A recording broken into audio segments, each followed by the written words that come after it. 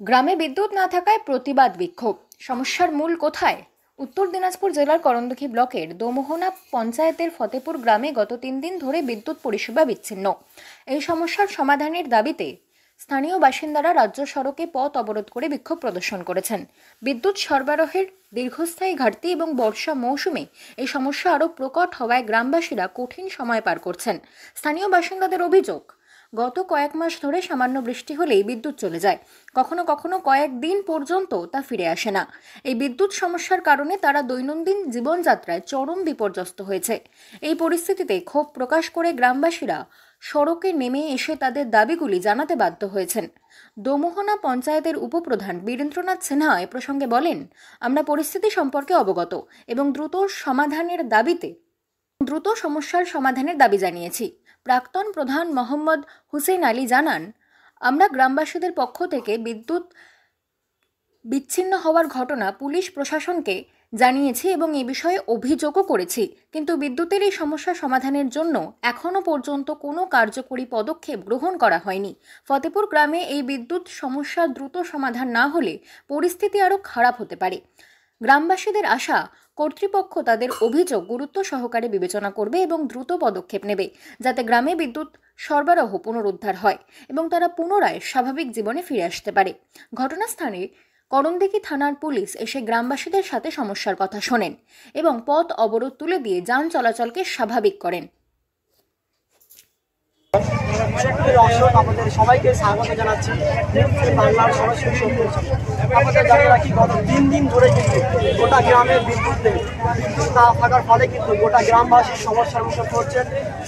ছোটো বাচ্চা থেকে বয়স্করা কিন্তু ফ্যান চালাতে পারছেন না, মোবাইল চার্জ করতে পারছেন না। তাছাড়াও কিন্তু গত 3 দিন ধরে বৃষ্টি না, গোটা গ্রামে বিদ্যুৎ না হওয়ার ফলে কিন্তু গোটা গ্রামবাসীরা তারা সমস্যার মুখে পড়ছে, বিভিন্ন সমস্যার মুখে পড়ছেন।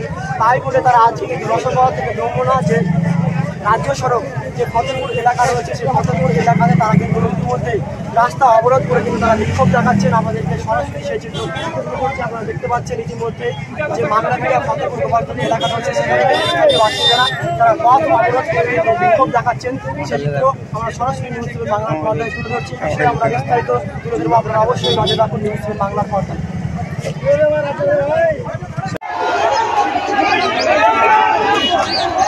দর্শক, আপনাদের জানিয়ে রাখি, এই মুহূর্তে আমরা রয়েছি উত্তর দিনাজপুরের করণদিঘি ব্লকের অন্তর্গত দোমোহনা পঞ্চায়েতের যে দোমোহনা পঞ্চায়েতের যে পশ্চিম ফতেপুর গ্রাম রয়েছে, সেই গ্রামে গত 1 তারিখ থেকে অর্থাৎ 3 দিন ধরে এই গ্রামে বিদ্যুৎ পরিষেবা না থাকার ফলে কিন্তু স্থানীয় গ্রামবাসীরা তারা কিন্তু পথ অবরোধ করে বিক্ষোভ দেখাচ্ছে।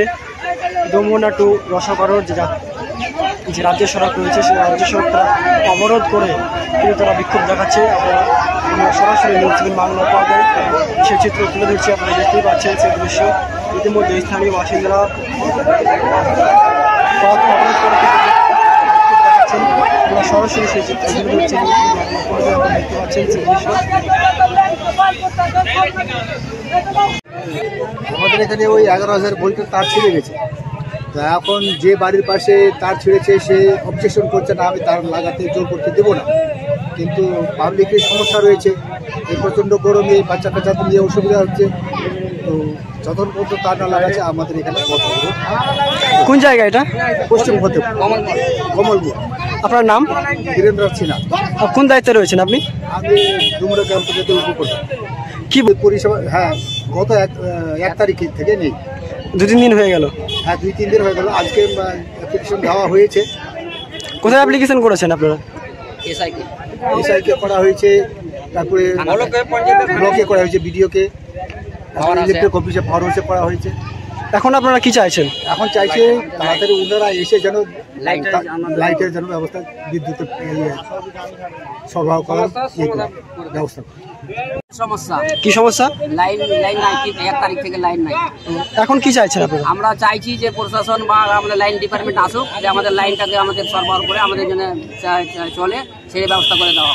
তো আপনারা কি এই বিষয়ে অভিযোগ জানিয়েছিলেন? হ্যাঁ, অভিযোগ জানাচ্ছি আমরা, যাতে লাইন ডিপার্টমেন্টে পাওয়ার আছে, আইসিকে দিয়েছি, আমরা বিডিও সাহেবকে বলেছি।